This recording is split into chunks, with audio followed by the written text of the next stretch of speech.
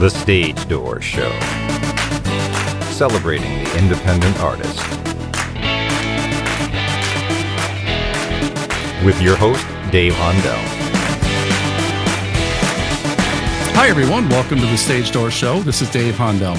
My guest tonight is an amazing writer, producer, and director who also owns their own production company called Outrage Entertainment. She has a movie out called Trapped In, which we'll get into. So let's bring her in right now. Welcome to the show, Leah Sturgis. How you doing, Leah? I'm doing great. Thanks so much, Dave, for bringing me on the show. I'm really excited. Yeah, well, we are too. It's just an honor to have you on. And I know I told you before we started recording that I saw your film Trapped In. I know you wrote, directed, and produced it. Just a phenomenal piece of work. Just coming from the filmmaking world myself, I look at things with a critical eye, and the story, not only the story was amazing, the acting was phenomenal. Matt Rife and Robert Palmer Watkins, Brielle, Gearson, Brian Gross, you had such a great cast in this, among others. And, but one of the things I want to focus on first was the amazing cinematography that was, just throughout this film was just beautifully shot, beautifully edited, which I know you had a hand in that as well. But talk about the cinematography. Make sure I get these names right. John Hafner, is that right? Yes. Yeah. And Ray Peschke also. Ray Peschke, yeah. Yeah, he was the director of photography, and we had John doing some cinematography, some camera work as well. Yeah, so talk about that, because like I said, it was just amazingly shot. And where did you shoot this? I'm guessing it wasn't France, but it was not France. It was actually in Malibu. Wow. And it was actually at my home, believe it or not. Really? We were in the middle of a lockdown. So, everything was pretty much shut down in Los Angeles. Yeah. So, other than the actors going home and the crew going home, we were cloistered kind of, sure, filming in my home. Yeah. So it was really like we were reflecting what was actually going on in reality. But yeah, I kind of have a Mediterranean style home. So it worked for the location it was supposed to be set in. It's actually Andorra, which is close to France. It's a small little country there where a lot of the professional cyclists train. So and we were here in Malibu, and it was just a 10-day shoot. So wow, 10 days. You accomplished that in 10 days. And so you shot it during COVID, it sounds like, during COVID. So how was that shooting during COVID? Because I know there was a lot of regulations and so forth in the film, industry. So talk about the making of that. And was there a lot of, when you weren't shooting, obviously social distancing and wearing masks, I would imagine. And were there any hiccups during the 10 days that you were shooting with COVID? No, there wasn't. We were, checking temperatures and, taking precautions, but we kind of created a little bubble. So other than, people going home, we were just the crew, basically together on the set, and there wasn't a lot of interacting with the public or anything like that. So I was lucky enough to, be filming, and we got some great talent because of that. Some great, Steadicam operators that do, big movies. I had two fantastic Steadicam operators on the show, and there wasn't a lot going on in Los Angeles at the time.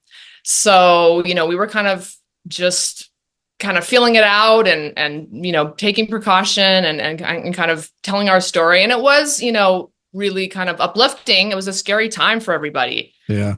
And kind of like a dark time. And so it was odd, because even though the story is kind of this horror film and there is this virus that comes through, it was oddly like cathartic to kind of be expressing it in this kind of dramatic way. And so it was actually, very uplifting to the cast and the crew, and just being able to be working on something and staying creative when everything else was, a lot of things were shut down in Los Angeles was, I think a godsend for everyone. Yeah, for sure.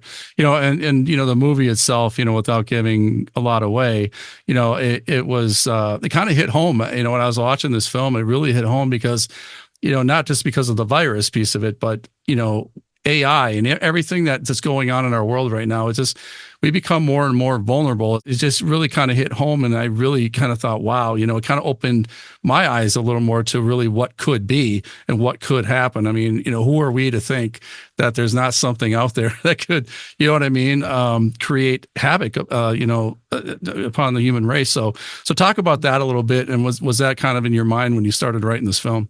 It really was, and this is kind of before AI was sort of making its presence known. And now it's, everyone knows about AI. Everyone's using AI in some way. But I kind of had this vision, it was several years ago. I guess it was about a year and a half actually before COVID.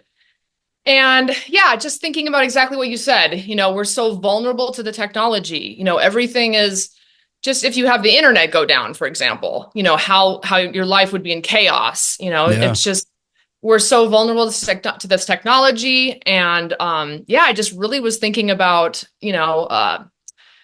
how scary it is, and I've seen some interviews with people that were like the founders of AI, and they've all said, they've all issued, a cautionary tale that, even if there's 1% chance that AI could destroy humanity, is that worth it? And so right now you have AI, you have computers running computers. It's kind of like humans have their hands off the wheel right now. Literally, when cars are driving themselves. I just saw one today Right? in Los Angeles. It's like, yes. And insane. And this robotics thing, I think, is really, going to come on strong and fast. I think we're going to see a lot of changes, happening very soon. And so just the fact that we really don't have a dialogue going on there's like not a lot of, it's just, there's certain developers that are just working on the technology, and, society as a whole isn't really weighing in on that.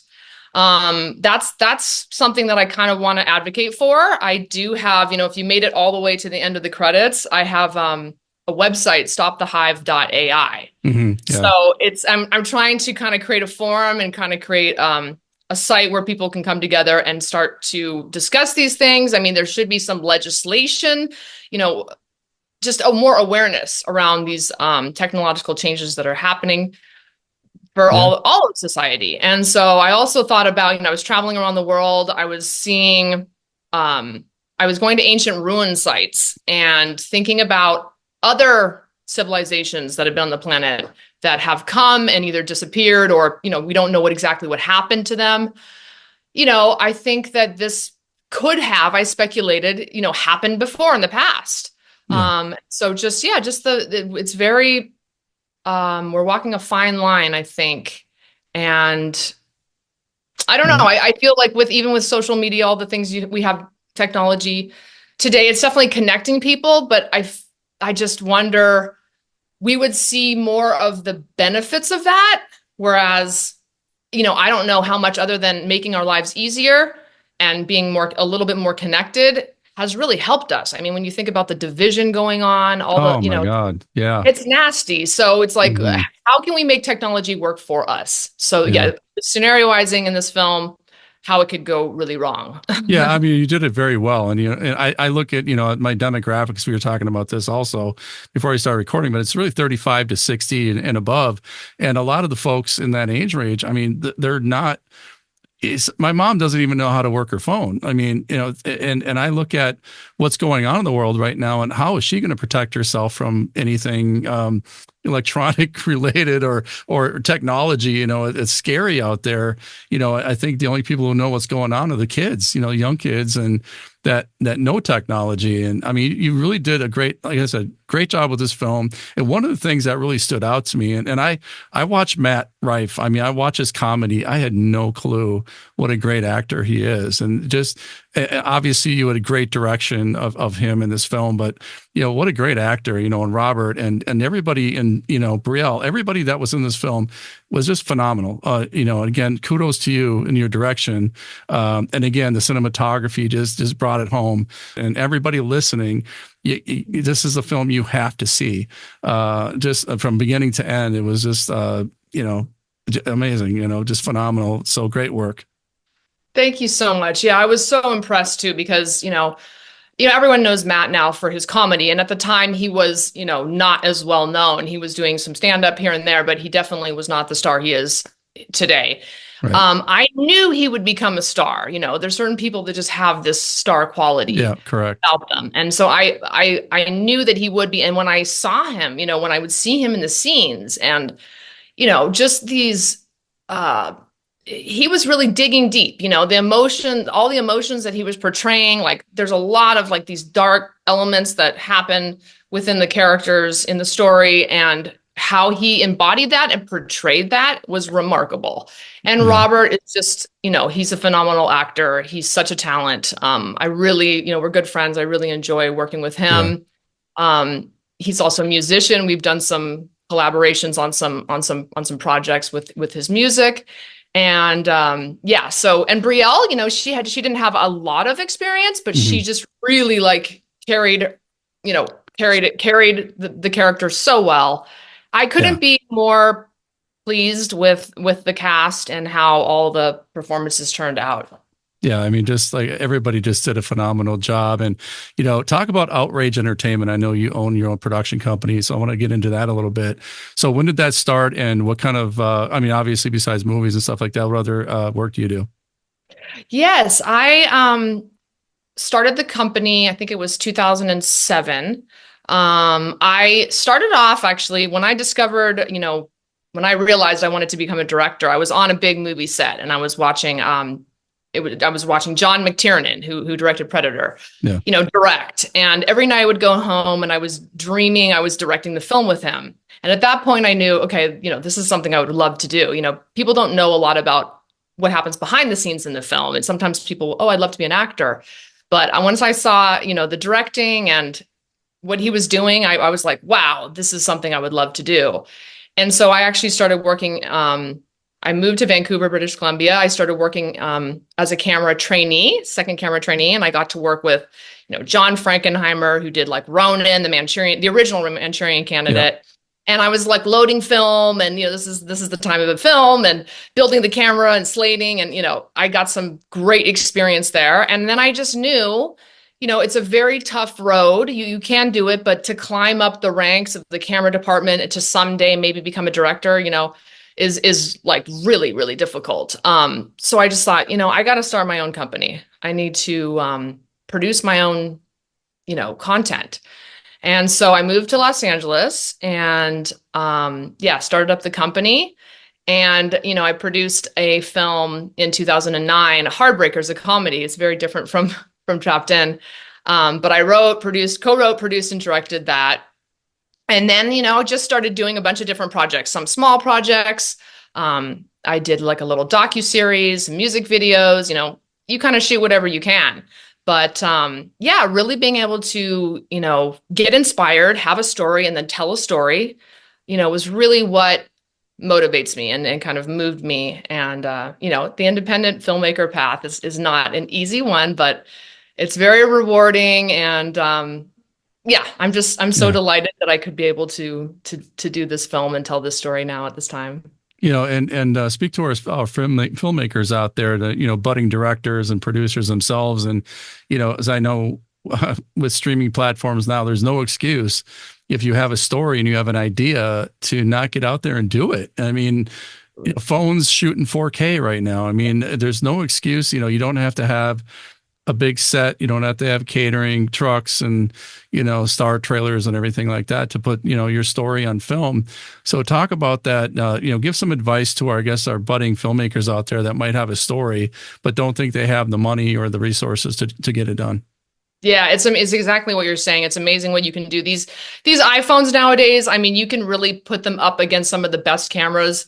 I filmed with a Arri Alexa Mini that I own, and I will say I did shoot there's a couple little insert shots that I shot on an iPhone, and you can't tell the difference, right? Quite frankly. Right. We did blow it up on the big screen, and even then when we projected in the theater, those shots looked amazing. So yeah, when I started off, the studios were running everything. They were shooting on film. It took, millions of dollars to make a movie. I did this one for relatively like a very, very low budget. It doesn't look that way, it's amazing what you can do now. And there's, all the, even like shorts and just all the different platforms that are out there today. You have so much at your disposal. So yeah, pull your friends together, find some people that can act. I mean, there's a lot of resources, there's all kinds of, casting that you can find, that there's so many people that are hungry for this. So I just recommend finding other like-minded filmmakers or people that want to be a part of making a film, and they're out there, and a lot of them will do it for free, so you can really, there's so much you can do. And I would just say, start with a great story, and story and casting is such a big thing. And then, I'm very into the cinematography, the look, the lighting and lenses. So that's those are the 4 things I would say: casting, cinematography, lighting, and story. Those are like the 4 main elements. If you focus on that, you can really make a great film. I can't say enough about the film. So everybody got to go see Trapped In. And how could people find that film?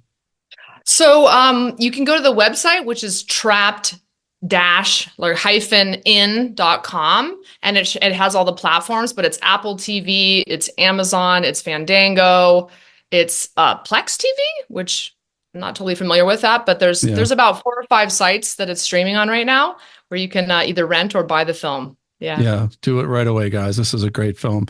You're also the founder of a nonprofit called Wildlife Generation. I want to get into that because I'm a big advocate for wildlife and habitats and so forth. And it's your efforts champion protecting natural habitats for wildlife and also whales.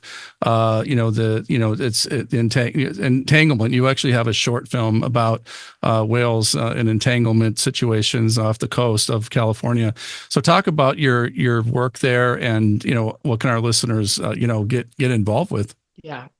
So I grew up on a ranch, and I've always spent a lot of time in the outdoors, and I don't know, I get so excited, even just seeing birds or any type of wildlife, I'm so passionate about. And there was a lot of different issues coming up where actually my dog, this is kind of how I started. My dog got trapped. So we were walking on my family ranch, and he got his paw caught in a fur trapper's trap, if you can believe it. Wow. And it was a whole thing. We didn't know how to open it up. And it was like dramatic and very, very sad. Someone had to come and, get his paw out. He was permanently kind of damaged from that.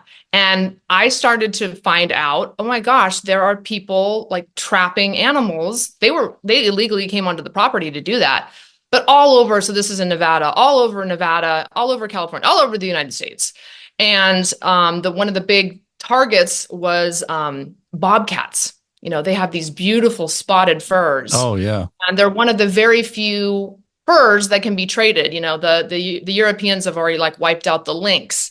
Wow. So it's the spotted fur that they is very, kind of a commodity among these fur traders. And so this is got me into this huge thing, and they were trapping, they trap so many animals get trapped by accident. So I became really passionate, and I joined Project Coyote and the Mountain Lion Foundation. And we started working on legislation to try to stop this trapping. And we were successful. We successfully banned trapping in California, the trapping of bobcats. I think trapping altogether. And that was such a triumphant kind of moment. Just the level of the cruelty that was involved in this, was horrific. Yeah. So that kind of led the way into just me becoming just very aware of these different causes, different things that were going on. So I started up my own nonprofit group. And I also I'm on the board of directors of Social Compassion and Legislation. So we've done a lot over the years to bring legislation forward, to stop, one of the things is, the trading of endangered species, a lot of bills. So there's a lot that we have done over the years. And one of the main focuses for myself as well was the whale entanglement issue. So the crabbers that put the crab pots in the water on the coast of California, all the way up the West Coast, the whales were getting entangled in those lines.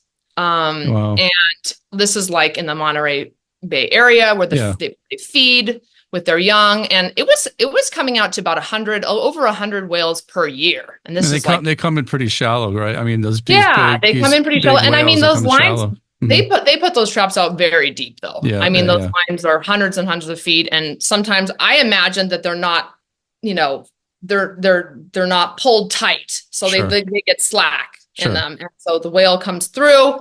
And a lot of times they have trap after trap after trap. So they're going through kind of a minefield. Yeah. And they were getting entangled, and it wraps around the fin, and, they're slowly killed over the process of a few months. There was some groups were going out trying to, cut the rope and free the whale, which would happen occasionally, but we decided to work with the Center for Biological Diversity, and we got some legislation put in and raised some money to basically change the time when they could put the traps out, make certain areas that were protected.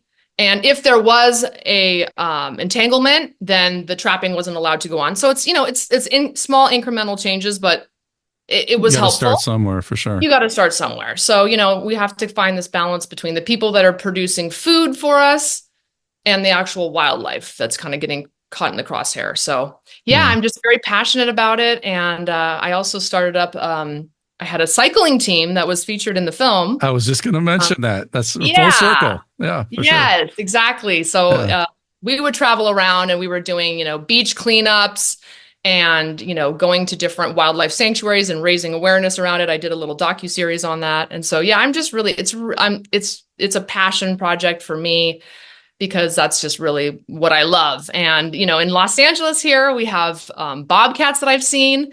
There's coyotes and mountain lions. I actually went outside of my house one night, and I was just driving from my home about maybe, 100 feet from my home, and I saw these eyes. Oh, wow. And I mean, most people would you were in a car. You were in a car, right? I was in a car, but I got out of the car. And I actually approached the mountain lion, believe it or not. And wait, what? Camera. What?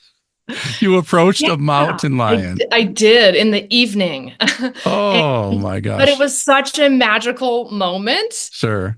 We stared into each other's eyes, and I actually videotaped some of it. How close were you to this I mountain was lion? probably, I would say 15, 20 feet away at the maximum. And it was one of the most, it was one of those special moments of my life. And then the mountain kind of got up, and they're very shy, actually. They're not looking to of course not, or eat humans. I mean, sometimes there's some incidents, but it's amazing that they're surviving here in this metropolis here that we live in. And so this one was collared. It had a collar on it, so being monitored for sure. To monitor them. And there's a whole study going on, because there's a few left here in the Santa Monica Mountains. But that to me is so exciting, and I just want that to preserve those animals for future generations. And I mean, it's really it's very important to me. Oh, maybe like a mountain lion or a wildlife documentary. I know you did a short, but maybe a full-length documentary for the theaters would be appropriate at some point with the passion that you have for it. You're right. Yeah, that would be amazing. So what are you working on right now, Leah? I mean, what's in the works that our listeners can get excited about? Well, I have about 4 or 5 screenplays that I've completed. I'm thinking about doing, it's actually a Western. Nice. So I have a Western, I have a drama, I have a comedy. It's actually, I was going to shoot this comedy in Las Vegas just before the pandemic hit. And then we pivoted, and I wrote the script for Trapped In, because, we had to change all our plans. We weren't able to go to Las Vegas and shoot this film. So there's a few, I haven't decided which one I'm going to go with yet. But I definitely have a few scripts that I'm going to now be putting into development. Well, we can't wait for that. And, one thing I always ask everybody, I want to ask you too, before we go, is when it's all said and done, Leah, what do you want your legacy to be? What do you want to leave behind when it's all said and done? Wow, that's a great question. I would love to help to foster a discussion, through this film. And now I have the site stopthehive.ai, which is just kind of up and, just I just started it up, so I want to get that kind of developed. But to help foster discussions so that humanity takes a different path instead of this, futuristic kind of technological nightmare that I see we could go down this path, full of robots and just this disconnection maybe to nature. I don't know, maybe it could be like the Matrix, we're in these pods, the chip in the brain. Yeah. I would like to help pivot humanity toward a more natural and not so technologically controlled society. So if I could somehow do that, that would be the legacy I would love to leave behind. Well, that's a good legacy. And, as you were talking, I remember growing up in the 70s and 80s and in Minneapolis and with no cell phones. In fact, I kind of joke about this, but when I talked to my girlfriend, I had a rotary phone with a long cord, and I'd have to carry the cord into the garage and shut the door to have any kind of privacy. But that's what I remember, and that's what I loved about growing up in those times without technology, and there was no cell phones, no social media. We went down to the park and played with our friends, played sports, and and as things evolve, it becomes, obviously it's convenient, of course. We wouldn't be on Zoom right now if it wasn't, but I think it's gotten to the point where we're losing ourselves, and we're losing it to technology. And like you said, I think it's making people, there's a divisiveness that's going on, and it's separating us as humans. And anyway, like I said, your film Trapped In was it was very poignant. It was a very well done film, and I think everybody needs to see it, because I think it'll open your eyes to a lot of things. So again, thank you so much for being on the show, Leah, and I wish you nothing but success in your future. You're always welcome back, and I just really appreciate the honor of your time tonight. Thank you so much. It was such a pleasure talking to you. And I can totally relate to what you're saying. And I feel like before we had all this technology and social media, people were happier. I think it was a better quality of life. And sometimes, I see these children now, they're just, immediately they're just always on the screen, looking at the screen. The parents are looking at the phone, and we're just, like you said, very disconnected. So it was so great to have this conversation with you and be able to kind of discuss these different ideas that are like really, I think important to me and a lot of other people I know that are feeling the same way. So thank you so much for having me on the show and discussing Trapped In. I'm just so honored and just very grateful. We are too, and I hope you have a great holiday season. Thank you. You too.